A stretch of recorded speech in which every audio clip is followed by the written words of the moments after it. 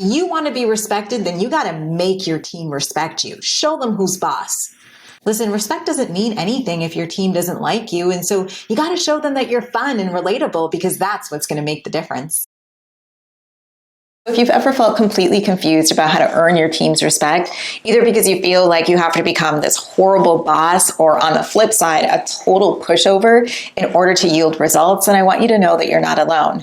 In fact, it's because of that in today's video, I'm going to spill the tea on why advice much like that is just so ineffective, exactly what you need to do in order to earn your team's respect, and how to know whether it's a you problem or a them problem, which I believe is so essential for you to know, but is often a struggle point for a lot of new managers. Now, I personally have been on the receiving end of a lot of ineffective advice, or what I came to realize was ineffective advice.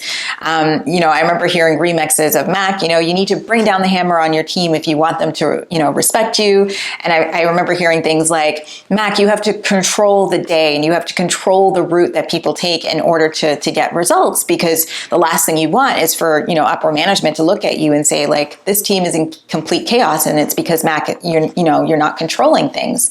And I eventually came to find out that was pretty ineffective after trying it out for size, because you don't know what you don't know. So you're like trying all sorts of things. And I eventually, like I said, came to find out that that was completely ineffective. But the sad thing is I'm now coming to realize that that advice wasn't just far and few between, but it's actually something that is very widespread in management as commonplace for advice. I remember that I had a student, her name was Donna, and when she and I first started working together, she had faced, a challenge with one of her team members. Let's call this team member Sally. And Sally was actually at this company originally and had been there for quite some time. And so Sally naturally had thought that she was going to be up for manager when the management position opened up. But instead, Donna, who was someone new to the organization, actually got the role instead. And so naturally, as you can imagine, there was some friction and tension there, right? And so Donna decided to go to her manager and said, listen, I'm having this issue with Sally. What do I do? And Donna's manager's advice to her was, well, you got to put your big pants on, put your manager hat on, and just deal with this situation. Now, of course, this did not align with Donna and her value system. And so she and I ended up talking about it and coming up with a solution that was a much better suit for her. And we decided that what we were going to do is attack the situation with collaboration and transparency. And so later on, she sat down with her team member, Sally, and they decided to focus their time, energy, and effort, led by Donna, of course, on finding kind of working solutions that worked for the both of them. And the results? Well, I'm happy to say that they have a much better, respectful working relationship. Now, are things perfect? No, right? Because these things take time. But generally speaking, they have a respectful relationship now. So much so that when Donna went on vacation not too long ago, she asked Sally to take things over and just look after the team. And Sally did a phenomenal job. And now Sally goes to Donna for advice when she needs advice with working through, just tough team dynamic situations. So I would say it was a win-win for both. Let me tell you, the outcome that Donna achieved would have never happened if she chose to go down the route of force and fear. Because the truth is, you can't earn respect with brute force and control. That's just not the way it works. In fact, what I've observed in watching people that do choose to go down that route is that it backfires on them. Why? Because they inevitably create this environment full of resentment, disengagement, lack of trust, fear, which breeds disrespect. This brings me to another common piece of advice that is equally unhelpful. Have you ever heard people say something along the lines of, listen, you have to control every little thing that your team is doing in order to achieve results? Again, even though control may seem like the best path to take, it's just one of those things or one of those approaches that just does not invite balance. So let me give you an example. Let's say you are in a situation where you have to chart the course for your team, maybe by rolling out a project plan or setting goals for the upcoming quarter. What you want to do is set the right amount of guardrails and clarity so that the people on your team have the autonomy but clarity to know what they're doing. It's a lot like a roundabout traffic system. The roundabout traffic system is not a free-for-all. It's still got structure, but it's done in a way that isn't as structured as a typical stoplight traffic system. And so the real key is to make sure, like I said, that you have some really clear guardrails while also allowing the people on your team the autonomy and collaboration in order to achieve the results that you have clearly defined.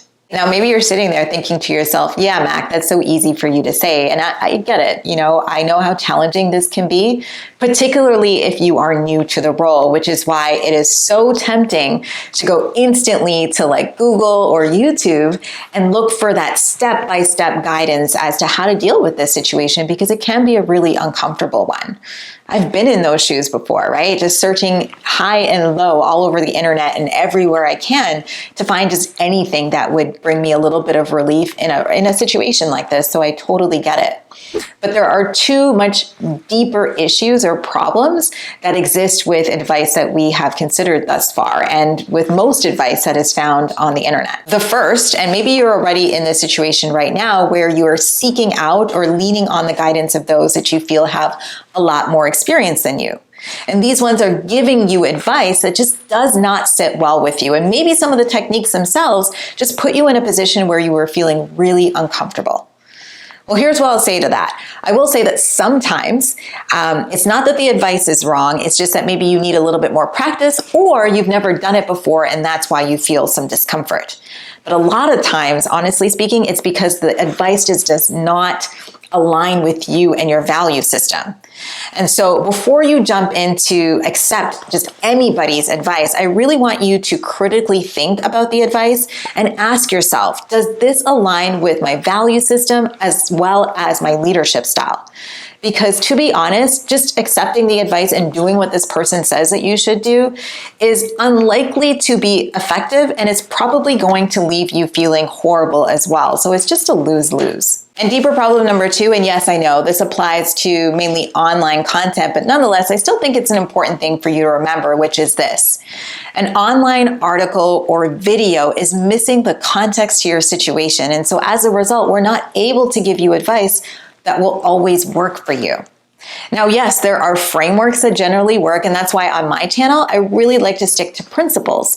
But even at that, I don't have the nuance of your situation, right? I don't have the ability to ask you a couple of questions to figure out the why.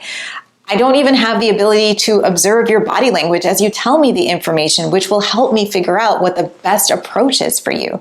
I don't really have any of that, which makes it really hard for me to give you a tailored piece of advice that I know will work for your situation. Don't worry, I'm not saying that this video can't help you with your current situation, because here's what I do know. So in principle, with most things, including where there is a lack of respect, it really does require you to get to the root of the problem. And getting to the root of the problem requires that you sit in some reflection around your role in the situation. It's a process of determining if steps in between were taken in order to build a relationship, taking the emotions out of it and dealing with the underlying reasons for disrespect, and preparing conversations that might make you feel a little bit vulnerable, but will yield results or at least an idea of what the next step should be. And developing the ability to do any of those things that I just mentioned is about 10% frameworks, and 90% is really about the skill set required in order to navigate the challenges that will inevitably surface as you're trying to work your way through it.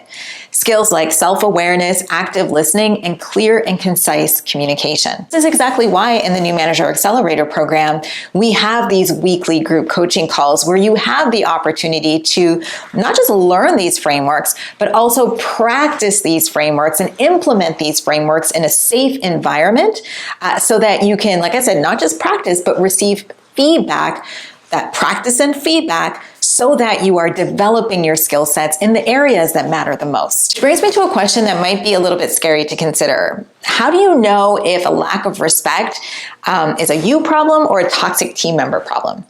Now, this is a big question, and I could probably spend another 20 minutes talking about this, but I'm going to make it really succinct and say that it depends, right? It depends on so many different factors, right? Like, your history with this person's history with their work, how much clarity you provided to this person at the very beginning and up front. And also it kind of depends on this person's past experiences with management. That also plays a role. And so I'm sorry to say it, but it's not as simple as this or that, right? Because it really does depend on so many factors. Although the one thing I have always noticed is it's more than just one thing. It's never completely just 100% one thing. It's far more complicated than that. Now, I'm sure you figured out from this video that there is no simple formula when it comes to becoming a respected leader, and that's because there is no one-size-fits-all when it comes to leadership. But there are 3 really essential characteristics that all life-changing leaders need to have. Otherwise, you risk becoming a mediocre manager. So if you're interested in learning about those life-changing characteristics, then check out this video here next.